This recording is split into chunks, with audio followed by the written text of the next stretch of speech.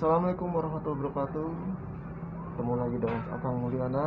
Dan hari ini saya bertemu dengan sahabat saya, teman ya, rekan kerja ya. Udah Bisa dibilang begitu sih. Tapi iya, udah betul. ya, istilahnya kita udah lama nggak ketemu ya, karena faktor X juga sih. Udah lama nggak ketemu. Bukan X dong, Apa? kan memang ruangannya kita terpisah pada jadi saat terpisah itu. gitu ya? Iya. Dulu mah kita bareng gitu kan. Kita nggak Dulu pernah kan ketemu sebelahan. Sekarang kondisi kayak gini kan harus jaga jarak. lagi. Gara-gara Jadi si itu jadinya kita terpisah gitu ya. iya. Luar biasa, itu bisa memisahkan kemana-mana loh. Betul, tapi sebenarnya aku bersyukur juga sih sebetulnya. Kenapa? Punya ruangan sendiri aku. Iya. Bebas ya gitu ya. Saya makan gak ketahuan. Bebas banget, Cah. Enggak sih, Ding. Oh ya, perkenalkan dulu. Siapa Mbak? Perkenalan dulu di channel saya ini. Oh ya, perkenalan nama saya Afan. Ya, Biasa jadi disebut nama panggung. nama panggungnya apa? Ya tetap Afan. Afan. Tetap nama saya itu, nggak ada nama lain. Nggak ada embel-embel yang lain gitu ya. Iya, jadi saya ini temen rekan kerjanya Kang Mulyana ini. Ya, jadi kita udah lama ya kenal ya, kalau nggak salah dari Udah tahun lama 2000. kenal, dari episode pertama baru kali ini lu masuk. karena juga ada bahan yang mau gue bahas gitu. Tapi Anda kenapa harus bahas itu sih, bro? Gitu loh. Karena dari segi lu kan belum terkenal, bro. Kenapa harus terkenalnya masalah ini gitu loh? Kan Lu kan udah enggak jadi terkenal, dari viral ya. Makanya gue ngajak lu nih masuk ke konten gue nih gitu loh. kan lu kan dulu kan kalau misalkan sama yang lain kan enak tuh ceritanya tuh karyanya, motivasi, terusan usaha dan lain-lain. Kenapa pas giliran gue kok ngomongin masalah ini sih gitu? Kayaknya tuh gimana ya, emang sih maksudnya intinya bisa motivasi juga ujungnya gitu kan. Tapi berarti Allah tuh ngasih jalan, Tuhan tuh ngasih jalan, lu bisa masuk ke konten gue gara-gara ini gitu. tapi nggak gitu juga gitu, maksudnya aku nggak ada alasan juga untuk masuk konten ini cuma gara-gara gini gitu loh. Tapi lu sekarang udah aman kan? Aman dong. Kemarin terakhir aman juga, alhamdulillah ya. Oke. Maksudnya kita lepas biar aman, bukan biar aman, biar suaranya kedengeran, biar lu tampangnya kelihatan, gantengnya kelihatan gitu kan. Iya, padahal narasumbernya lebih cocok ya daripada ini ya. Biasanya bilang lebih tua gitu kan. Tua sih emang iya tua gitu, karena rambut saya udah berwarna, warna-warni. Ngapain rambut diwarnain gitu? Alami. Hah? Alami Buat apa? Biar cewek pada naksir. Si lu nggak denger kan? Denger juga nggak apa-apa sih gitu kan. Oke, Pan. Gini loh, Pan. Mungkin kan sekarang kita bahas masalah yang lagi polemik nih ya, masalah pandemi gitu kan. Dan itu juga ya, ini kita ngobrol, kita share aja lah, kita share. Ya. Kemarin gue nggak sengaja sih ngelihat postingan YouTube-nya Om Deddy. Lo udah lihat? Iya. Yang tentang apa? Ya, Deddy kan podcastnya kan sempat break kalau nggak salah 40 harian kalau nggak salah ya. Terus dia juga 2 minggu.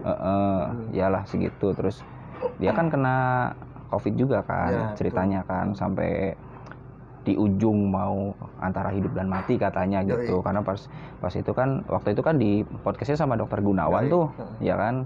Waktu itu katanya siapa namanya, Deddy Corbuzier itu kan sampai mengalami badai toksis yang wah banget peradangannya bagaimana, dan memang betul kalau misalkan itu anfal ya udah nggak tahu gitu kan.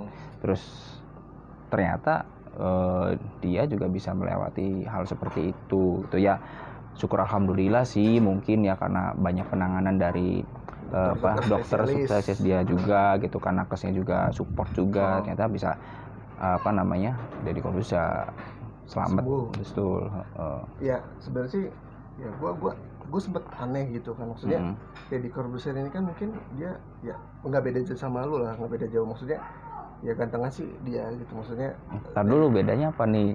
Itu maksudnya pola hidupnya sehat gitu kan, tapi kok kenapa gitu? Itu sih aku udah feeling pertanyaannya seperti itu. Maksudnya gini loh, Kang Afan. Jadi Deddy Corbuzier ini kan, sebelum gua tahu lu kenal lo ya, kan, nah si Deddy Corbuzier ini kan dia kan sering fitness ya, nge-gym, badan sampai jadi gitu ya kan, bener kan? Tapi aku belum jadi. Enggak, lu udah usah bagus ya. Terus juga dia juga pola hidupnya sehat Ya. gitu kan, selalu minum vitamin katanya. Sering ya apa ya, teratur lah. Tapi ya kalau gua lihat juga di kontennya dia, kalau nggak salah juga dia ngerasa nyesel. Ngerasa nyesel, kenapa kok gua kena COVID gitu, padahal itu udah pola hidup sehat, jadi kayak nyesel gitu.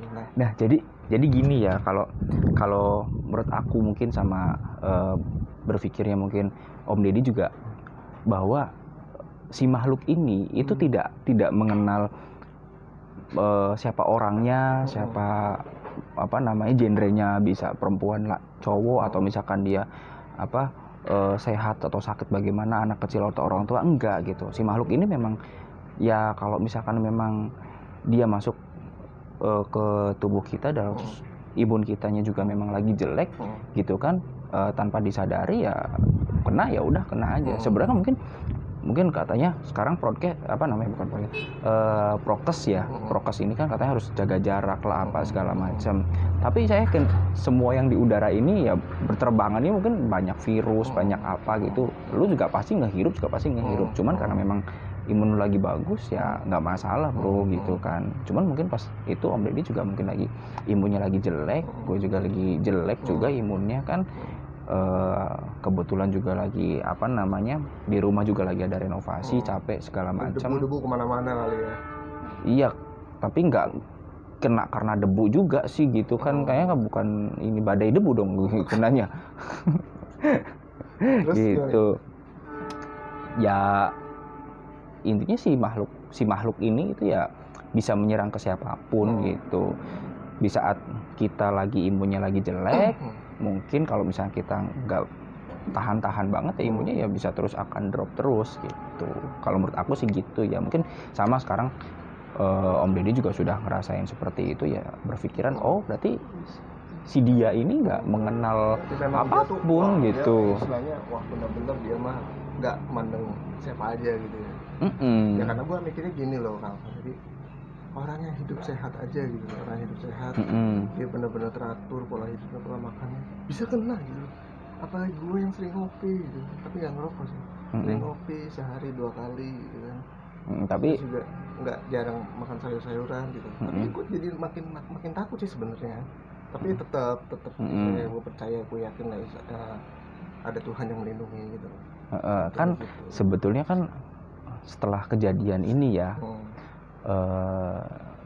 apa ya, jadi hidup saya alhamdulillah sama istri lebih mensyukuri bahwa apa ya, kita mempercayai bahwa segala sesuatunya, entah itu dari sehat, entah itu dari sakit ya, sampai dengan mungkin virus ini, bakteri ini atau apalah disebutnya, ya emang itu adalah ciptaan Tuhan gitu loh. Itu apa itu namanya, ya itu ciptaan Tuhan. Tuhan itu sudah apa namanya, sudah menggariskan mungkin pada saat itu saya mau hidup sehat seperti apapun istilahnya ya, pulang kerja langsung nge-gym gitu, terus pola makan dijaga, pagi ini itu gitu.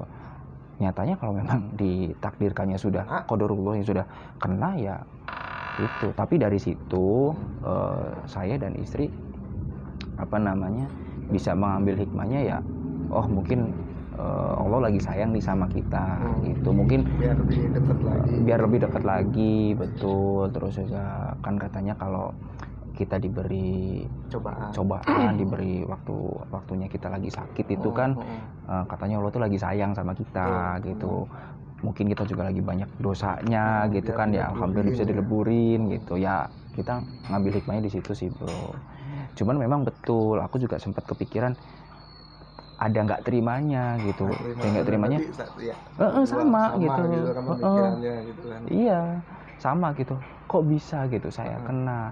Dan pas banget itu 7 hari sebelumnya itu gue vaksin kedua nih gitu, vaksin kedua. Masa sih gue kena itu kok habis vaksin kedua gitu, kayaknya rasanya jangan sampai jadi wah ini gara-gara kena vaksin kedua malah kena nih gitu kan. Ya kita yang namanya manusia ya ikhtiar aja, pengen sehat, pengen nggak kena, ya ikutin gitu ya ikutin aja. Tapi bukan berarti karena vaksin kedua juga terus akhirnya aku kena. Memang kalau ditanya banyak juga sih pertanyaan-pertanyaan yang masuk ke IG aku gitu. Yakin lu? Nggak juga sih, nanya konyol aja mereka gitu. Lu gak ada job bro gitu. Sepi. Lu aja sepi. Astagfirullahaladzim. Ya jadi emang sih pertanyaan gue gini kan. Jadi pas lu waktu vaksin pertama aman ya kan? Aman. Vaksin pertama aman. Terus vaksin kedua lu ngerasanya setelah vaksin kedua lu jadi gimana gitu, maksudnya ya. Ada efek-efek gitu kan. Nah yang gue mau tanya, ketika lu mau vaksin kedua badan lu gimana? Maksudnya apa mungkin lu ngerasain wah gue tuh lagi nggak enak badan atau gimana, lu maksain gitu loh? Enggak. Aku biasa aja sama seperti vaksin pertama itu gitu, nggak masalah gitu, badan fit biasa, yang namanya juga capek-capek dikit orang habis nge-gym gimana sih gitu kan, biasa aja. Dan memang waktu vaksin pertama juga perasaannya hanya seperti itu aja, capek-capek karena malamnya sering nge-gym gitu aja gitu. Dan itu selama jangka waktu hari kerja itu kan nggak masalah. Itu kan kejadiannya pada saat memang saya pas lagi weekend itu, dropnya itu memang pas lagi weekend itu di hari Minggu kalau nggak salah. Udah mulai ada gejalanya. H+ berapa setelah vaksin? H+ dari Senin ya, berarti kan sekitar H+5, H+6 lah ya. Oh udah lama berarti kan.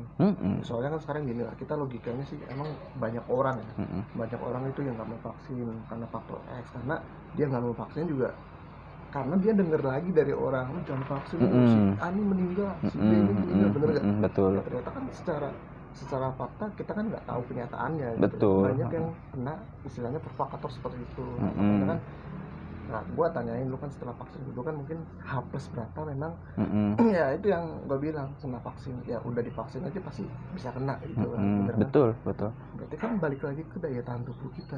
Iya kan gini, konsepnya gini, vaksin itu kan sebetulnya tidak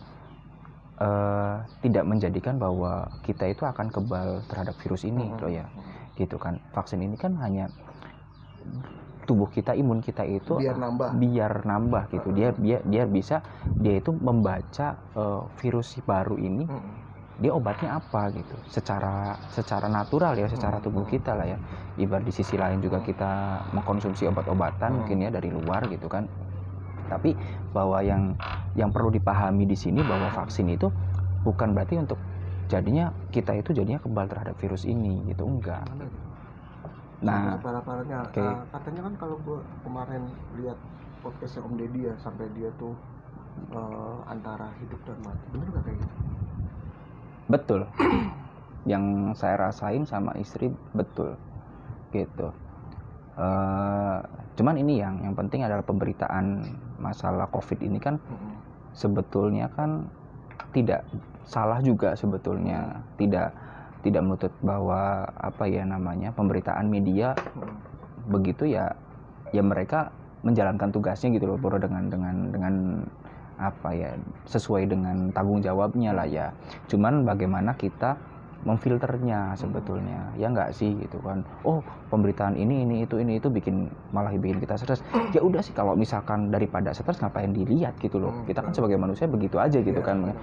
Ngapain harus diambil pusing gitu. Yang penting prokesnya jalan dulu. Kalau misalkan dulu ada 3M sekarang sampai 5M gitu kan, ya udah tinggal ikutin aja gitu loh. Ya pasti yang namanya pemerintah juga mikirin kan. Nah, berkaitan gimana terutama yang mengurangi mobilitas gitu kan. Iya, sama mobil sekarang ke kantor. Lalu aja kesini naik mobil kan mengurangi mobilitas, karena di kantor sering disebutin mengurangi mobilitas. Jadi harusnya motorilitas nah, kalau gitu. Itu mending. Makanya gue jarang bawa mobil. Padahal nggak beda jauh ya. Makanya kalau sekarang gue bawa mobil karena habis dicuci nih gitu. Balik lagi. Blank bro. Tadi mau cerita 5M kan. Nah dulu 3M jadi 5M, ya udah ikutin aja gitu anjuran pemerintah seperti itu, ikutin aja. Memang kondisinya kan tidak hanya di Indonesia gitu kan, mendunia ini kan pandemiknya ini mendunia. Jadi ya udahlah gitu, ada yang pro ada yang kontra. Intinya sih karena saya sudah merasakan gejalanya ya saya juga sebetulnya percaya nggak percaya memang realitanya gitu ada gitu ya, meskipun kita percaya bahwa ya itu yang tadi sempat saya bahas di awal bahwa ya Allah itu sudah menciptakan segala sesuatunya dari mulai yang terbesar sampai yang terkecil tidak terlihat sama mata kita pun juga Allah udah nyiptain itu gitu loh bro, gitu. Sampai virus ini pun juga pastilah gitu, masa ini virus ciptaannya manusia gitu kan, ada yang kabar seperti itu gara-gara dari laboratorium Wuhan apa segala macam bocor gitu kan, tapi semuanya itu sudah digariskan seperti itu jalannya gitu. Awal mulai dari mana sih? Yang namanya virus itu kan bisa terjadi rekayasa genetik, perubahan-perubahan, mutasi dan lain sebagainya dengan virus lain atau dengan apalah inangnya mana gitu kan. Buktinya aja virus ini masuk ke tubuh kita kan ternyata dia bisa mutasi genetik dengan imun kita sendiri. Iya kan? Bisa merubah dari DNA, RNA kita, akhirnya merusak peradangan paru-paru, pernapasan kita.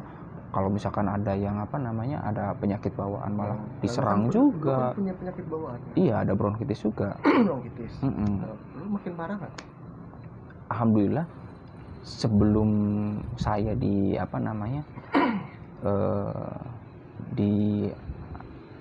gejala COVID ini 1 bulan atau 2 bulan yang lalunya itu saya sempat sakit juga, sesak.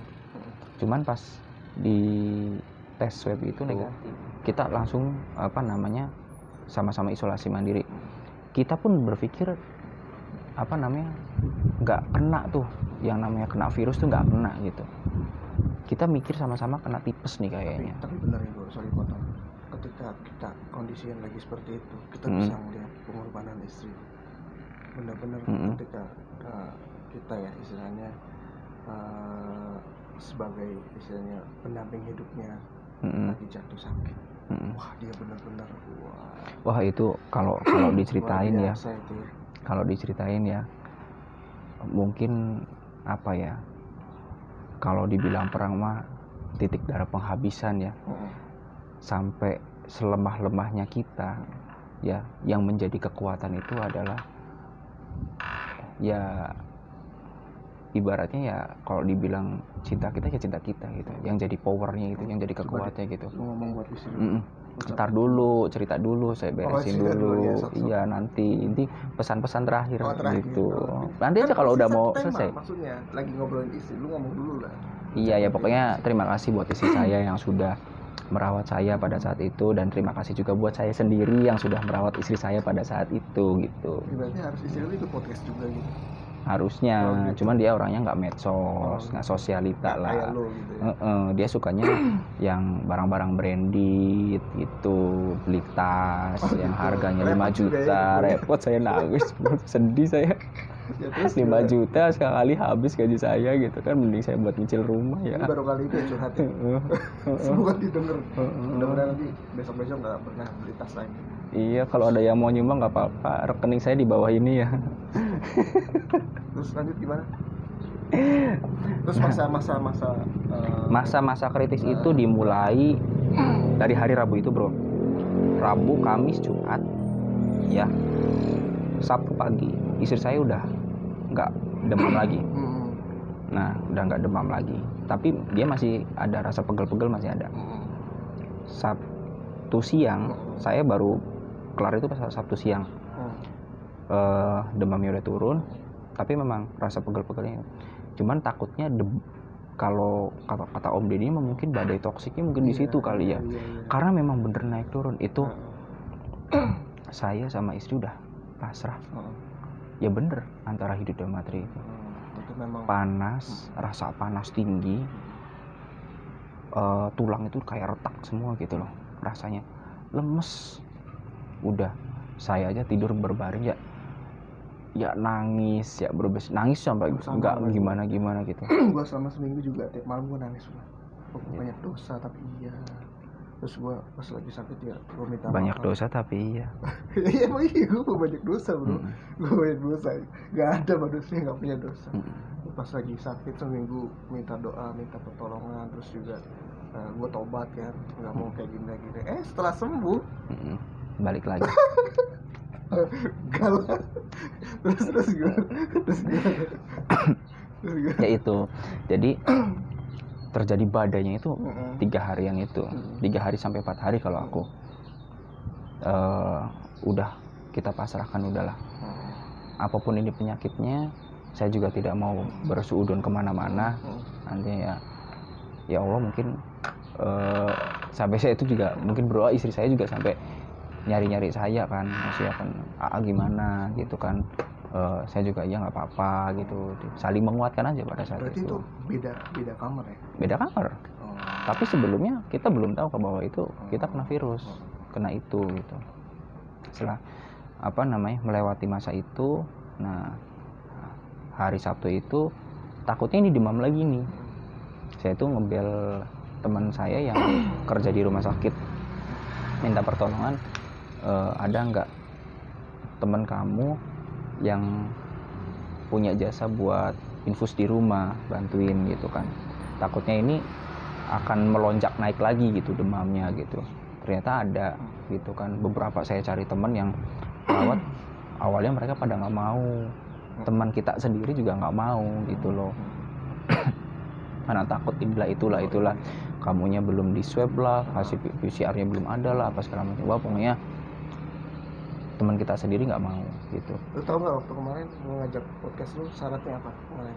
PCR. PCR kan? PCR yang digantungkan. Iya. Emang gue orangnya ribet sih kan? Yang ribet sendiri, kata ASEO mah aneh, podcast doang. Ya iyalah, kalau masih positif gimana? Ya kan nggak usah podcast, logika doang. Nggak, kalau misalkan gue masih sakit ya udah nggak usah podcast dong. Iya betul deh. Kadang pinter sih emang. Nah setelah itu yang berarti... pinter gue dong. Iya emang gue. Kan tadi pernyataan dari saya. Iya pernyataan dari saya. Kamu nanya, saya memberikan pernyataan. Jawaban. Terus yang pinter? Gue.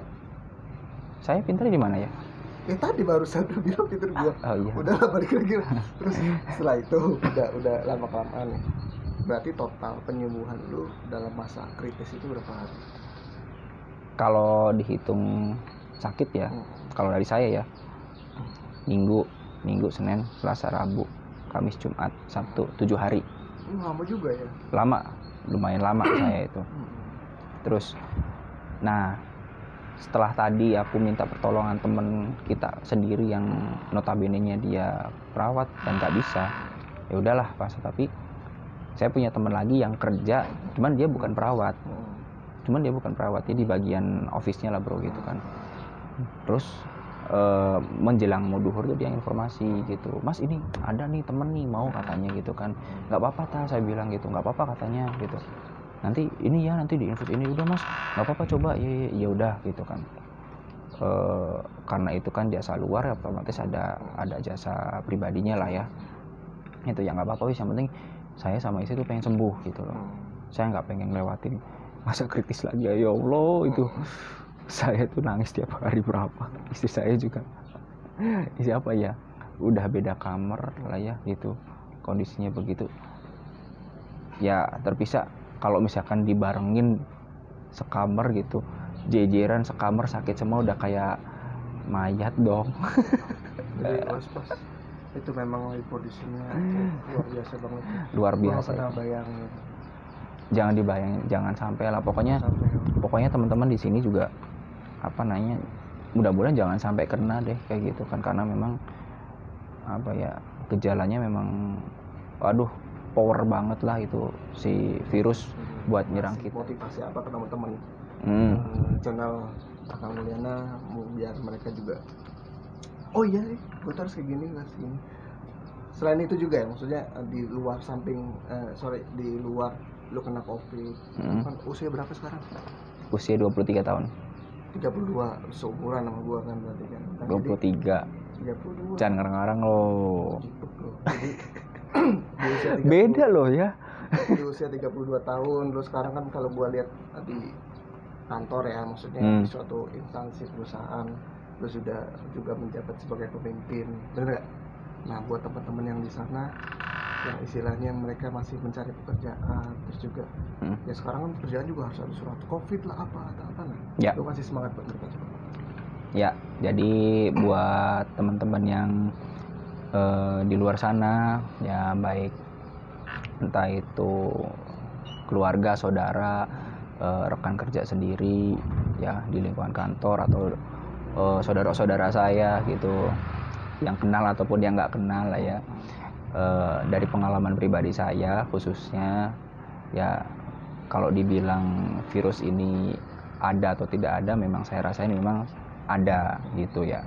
Itu cuman kita juga tidak boleh takabur, artinya memang bahwa segala sesuatunya itu dari sehat, dari sakit, hanya Allah ya yang bisa menentukan. Dikala kita waktunya harus sakit, kita pasti sakit. Dikala kitanya akan jatuh miskin, ya kita juga akan jatuh miskin. Kita sebagai manusia hanya bisa berusaha dan berikhtiar, ya nggak sih, berdoa. Nah, sakit, mindset kita apa segala macam, ya kita positifkan saja. Meskipun dalam kondisi kita memang realitanya masih sakit, udah berarti kita mindsetkan saja sehat, seperti itu. Itu satu. Kemudian yang kedua, tetap jaga prokes lah ya. Itu prokes memang harus pakai masker, Bro. Betul. Kalau bisa double ya. Caranya? Satunya kan medik dulu, habis itu kan kain. Lalu nggak double? Oh, ada di mobil. Gitu. Double lah ya. Jalan itu prokes tuh 3M apa 5M itulah ya. Terus, nah cuci tangan ini paling penting nih. Setelah saya merasa seperti itu, saya sering cuci tangan jadinya. Sering cuci tangan, sering pakai hand sanitizer. Mau ngusap muka aja, karena gini, itu bukan cuci tangan, buat cuci tangan. Itu buat ini loh, kalau perih gitu ditetesin.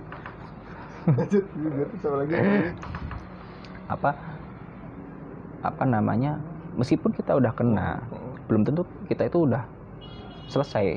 Kita bisa lagi kena, mungkin lah ya, amit-amit, mudah-mudahan nggak kena lagi gitu kan.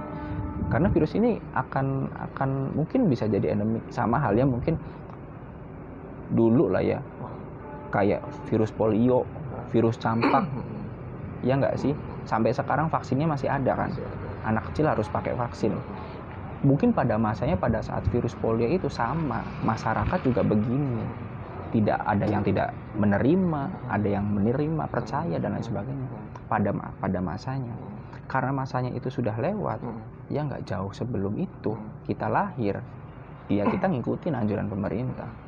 Ya sama, nanti juga mungkin virus ini akan menjadi endemik yang nantinya juga buat kedepannya orang-orang harus divaksin, ya nggak sih? Gitu. Cuman memang itu yang paling penting adalah upaya pemerintah untuk prokes ini memang nomor satu. Terus yang tadi juga mindset lah ya. Pas kita lagi sakit, mindset kita harus sehat. Gitu. Terus yang ketiga, jaga jaga imun kita, lebih banyak bersyukur. Ya, lebih banyak bersyukur, apalagi orang-orang nanti di luar sana harus lebih bersyukur lagi seharusnya. Satu, karena tidak merasakan.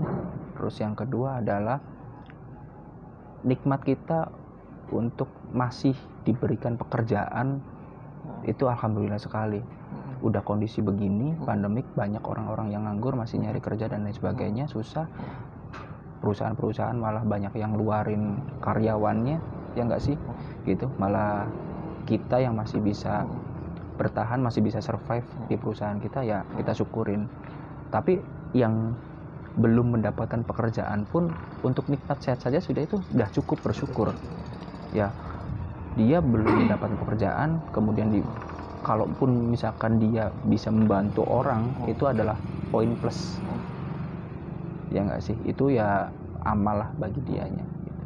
Ya makanya kan buat teman-teman yang mungkin sekarang udah ada kerjaan itu kan di suatu perusahaan lain, misalkan di mana aja, ya mungkin ada yang lagi ngerasa jenuh, tapi kita pikirkan lagi, jangan sampai kita kalah sama kejenuhan itu. Lalu kita mikirin, wah kalau gua kalah sama jenuh terus gua nganggur, itu lebih jenuh lagi nganggurnya. Iya, betul. Jadi kita harus bersyukur, benar kata Kang Afan, ini harus kita bersyukur. Segimanapun penghasilan kita, segimanapun pendapatan kita, ya besar kecilnya kita juga harus istilahnya ya bersyukur gitu loh. Jangan sampai kita kalah dengan ego lah ya, gitu. Saking tidak nyamannya di situasi lingkungan pekerjaan, ya atasannya ini itu, atau rekan kerja ada yang sikut nyenggol kedebuk gitu kan, nggak usah dipikirin. Itu hanya ujian kehidupan. Betul. Karena saya ngeliat Kang Afan sendiri di usia 32 tahun 23 dia 23 tahun, 32 dia udah punya keluarga, punya istri terus juga kasarnya dia udah, saya lihat rumahnya juga udah bertingkat. Biasanya itu kan dari nol, bener gak? Ini kita digenteng loh bro. Ya iya, makanya ini kan bertingkat kan, makanya rumah lu kan udah bertingkat kan, budgetnya perlu usaha lo naik genteng bro. Buat jangankan jalan ke gentengnya, bangun gentengnya aja budgetnya luar biasa sebenarnya. Iya. Itu dari nol gitu. Ya, gue pertama kali main kesini nggak ada nih tingkat gini, tapi hasil kerja keras ya istilahnya semuanya pasti mimpi itu terwujud. Betul. Satu terakhir. Ya. Kata sukses menurut lo? Satu kata buat sukses. Terserah mau satu kalimat, satu bahasa. Menurut lo sukses itu apa? Sukses itu apa? Menurut saya sukses itu dikala orang lain bisa bahagia ya dengan apa yang sudah kita lakukan, menurut saya itu yang sukses. Menurut aku sukses. Orang lain bahagia dulu berarti. Iya, betul. Gitu. Jadi orang lain bisa bahagia, ya entah itu keluarga, entah itu saudara, entah itu orang lain, teman kita dan lain-lain, mereka bahagia, aku tuh merasa bahagia. Jadi kesuksesan itu bagi saya tidak bisa diukur dalam angka, materi, bukan. Tapi sukses itu bisa membahagiakan orang lain, itu yang mungkin paling tinggi lah derajatnya dibandingkan dengan materi apapun. Mantap. Jangan pernah, bagi saya pribadi ya, untungnya juga prinsipnya sama dengan istri saya, jangan pernah mengukur materi segala sesuatunya gitu. Itulah menurut Kak kita sukses ya. Satu quote yang luar biasa dari Kang Afan, sukses itu membagian orang lain, benar nggak? Tidak harus diukur dengan materi. Orang kaya belum tentu sukses. Oh iya, betul. Benar kan? Orang kalau punya banyak mobil belum tentu sukses. Iya. Belum tentu. Orang lain bahagia karena kita, berarti itu sukses. Karena kita membahagiakan. Karena membahagiakan seseorang itu susah loh. Membahagiakan seseorang itu, kita membahagiakan misalkan ya bukan seseorang lah ya, artinya orang lah ya, memanusiakan manusia. Betul. Itu sangat susah sekali. Kita memberikan kebahagiaan, lu punya anak kecil lah, ya enggak, memberikan sebuah kebahagiaan sama anak kecil lu, susah kan? Susah. Dia pengen minta ini, lu harus kerja keras. Ya harus turutin, harus kerja keras, punya duit kan. Memang materi itunya, tapi kan pengorbanan orang tua untuk anaknya, ya enggak sih, bahagia. Tapi dikala misalkan lu lihat anakmu ceria sana sini ya enggak sih, kamu tetap bahagia, sukses nggak bro? Apalagi cerita sama temen-temennya gitu. Iya, bangga. Punya ayahnya begini, ayah gue mah aneh, sumpah beneran. Gak aneh tuh. Ayah gue ganteng, menurut dia doang gitu kan. Yaudah bro, gitu. Jadi thank you buat waktunya. Ini di genteng, jadi saya sudah panasnya udah. Sebetulnya dia udah gak nyaman karena kena panas. Nyaman bro. Padahal aku udah kasih pilihan, lu mau kursi itu apa mau kursi ini. Ya, ini ibarat berjemur, sama-sama berjemur. Jadi udah lewat ya. Nggak apa-apa, lebih bagus lebih panas. Oke, terima kasih Kang Afan buat waktunya. Sama-sama. Buat teman-teman juga yang suka videonya, suka sama-sama dari podcast kita gitu, bisa ya di like, terus juga bisa di subscribe channel saya Kang Mulyana, karena kok subscribernya nggak nambah-nambah. Mudah-mudahan setelah ini punya temen banyak loh, suruh subscribe yang banyak. Mudah-mudahan setelah ini subscribe-nya banyak. Gue kan baru bikin album kemarin loh, satu album. Ini gue doain dulu nih. Mudah-mudahan dulu subscribe-nya banyak, viewersnya banyak. Nggak ada kata-kata yang bahaya aja. Terusan likes-nya banyak gitu kan. Rezekinya sekarang banyak nantinya setelah ke depan ini, karena lu kesini niatnya ibadah kan. Silaturahmi. Ya kan, selain silaturahmi, lu pengen berbagi informasi, ya enggak sih? Lu gitu. Gini lah, lu mau ngeluapin apa yang lu rasain kemarin, selain kesini kemana cuy? ya selama ada orang yang nanya saya jawab begitu. Capek kan kayak gitu kan? Iya, terus? Ya iya, mendingan kalau gue posting banyak orang yang tahu. Jadi sebagai pedoman. Gitu. Oh, maksudnya kalau misalkan ada yang nanya, lu nonton aja di video gitu, pinter otak gimana sih ceritanya? Otak bulus. Ceritanya, oh di channel Akang Mulyana gitu. Oke. Bener kan? Bener. Kan? Biar saya cerita nggak capek juga. juga. Itu tujuannya, oke. Ada yang mau disampaikan lagi? Cukup sih, itu aja. Terima kasih yang udah nonton. Jangan lupa subscribe. Kayak teman gua subscribe sampai 2 kali jadi unsubscribe. Itu jangan ditiru ya. Ada yang kayak gitu. Oke. Ketemu lagi dengan saya Akang Mulyana di Ngobras selanjutnya. Tahu Ngobras apa?